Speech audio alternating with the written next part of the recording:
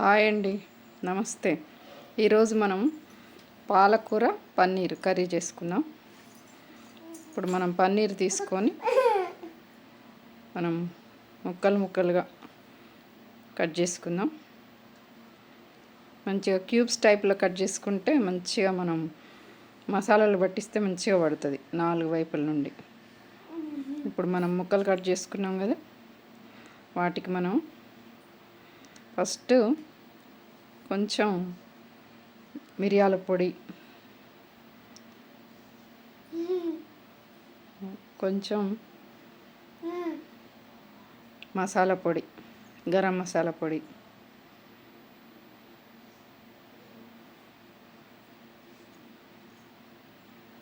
ఆ తర్వాత కొంచెం పసుపు, కొంచెం కారం. పసుపు వేసుకున్న తర్వాత కొంచెం లైట్గా కారం వేసుకుందాం. కారం ఇవన్నీ వేసి మనం ముక్కలకు మంచిగా పట్టిస్తే ముక్కలు బాగా టేస్ట్గా ఉంటాయి. ఇప్పుడు పట్టి ముక్కలకి మంచిగా ఇవన్నీ మంచిగా కలుపుదాం. కలిపి అన్ని ముక్కలకు పట్టేలాగా కలపాలి. ఈరోజు మన పాలకూర స్పెషల్గా ఉంటుంది. మనం పాలకూరని డైరెక్ట్గా మనం మిక్సీ పట్టుకోకుండా కట్ చేసి చేసుకుంటున్నాం అన్నట్టు. ఇప్పుడు కలిపి మనం పక్కకు పెట్టుకుందాం. పక్కకు పెట్టుకొని మనం ఇప్పుడు మనం కర్రీ చేసుకుందాం.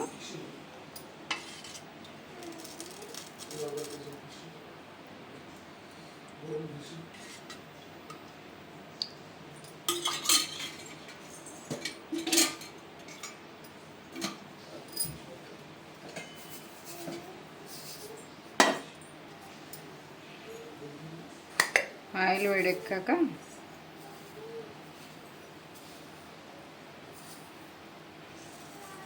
కొంచెం ఆవాలు,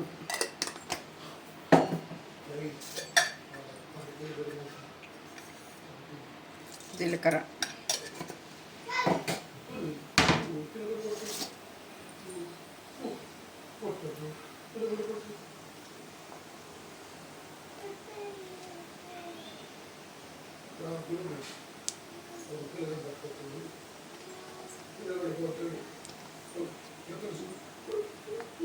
ఇప్పుడు పచ్చిమిర్చి, ఉల్లిగడ్డ వేసుకుందాం.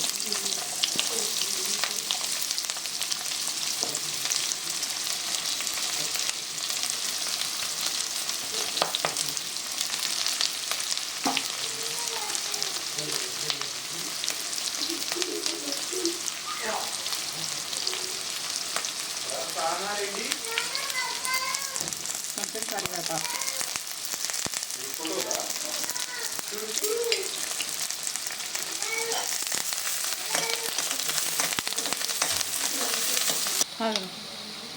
చెప్పండి. ఇప్పుడు కొంచెం అల్లం పేస్ట్, కొంచెం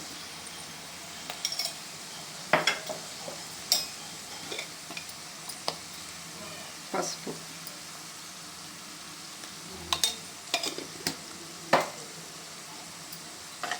కలిపి ఇప్పుడు పాలకూర వేసుకుందాం.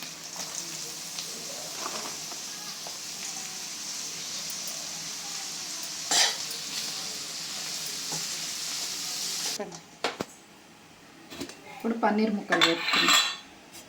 నెయ్యి వేసుకొని పన్నీర్ ముక్కలు వేద్దాం.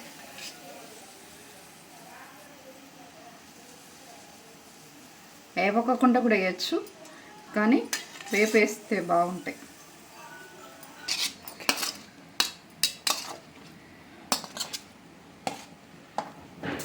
కలిపి పెట్టుకున్న పన్నీర్ ముక్కలు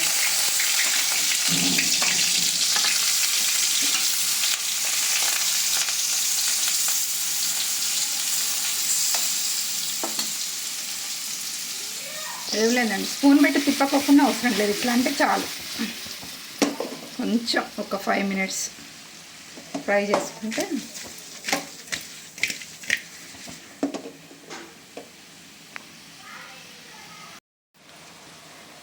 ఇప్పుడు సాల్ట్ వేసుకుందాం తగినంత. ఈ పాలకూరకు తక్కువ ఉప్పు పడుతుంది. పాలకూర సాల్టీ ఉంటుంది కాబట్టి కొంచెం తక్కువే పడుతుంది ఉప్పు.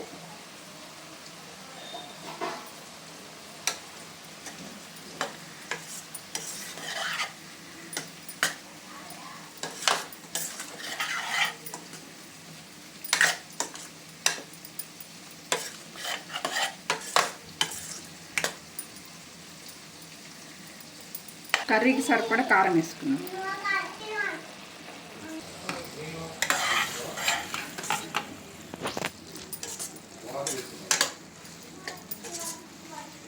ఇంకా దగ్గరకు వచ్చేసిందండి మన కర్రీ అయినట్టే. కొంచెం ఒక 5 మినిట్స్లో పన్నీర్ ముక్కలు వేసుకున్నాం.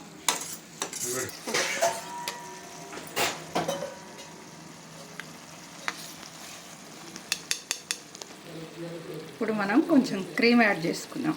మిల్క్ది మేగడ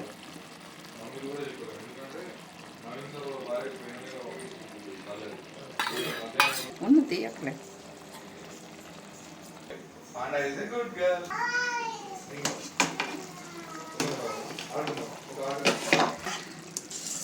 మన కర్రీ రెడీ అయినట్టండి. ఇక మనం మేగడది క్రీమ్ చేసి వేసినాం కదా. ఇప్పుడు చివరిగా మనం పన్నీర్ ముక్కలు వేసుకోవాలి. కొత్తిమీర వేసుకొని ఇప్పుడు కొత్తిమీర వేసుకున్నాం.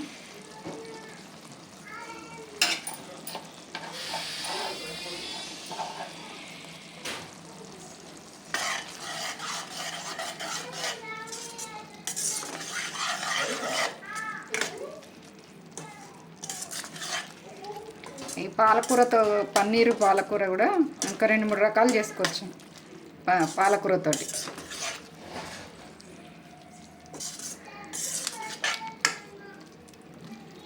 ఇప్పుడు పన్నీర్ ముక్కలు వేసుకుందాం.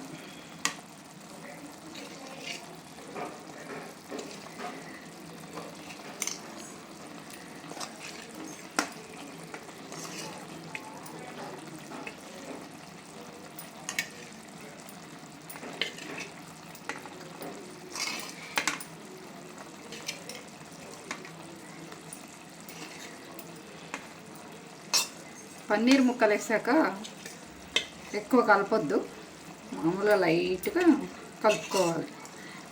కలపకుండా అవసరం లేదు, కానీ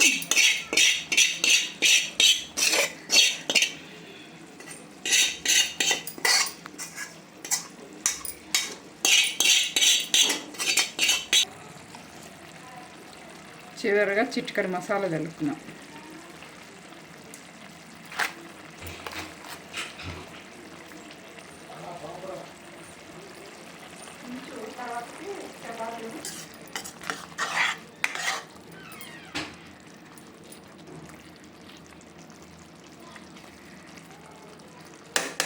అయిపోయిందండి మన పాలకూర పన్నీర్ కర్రీ రెడీ.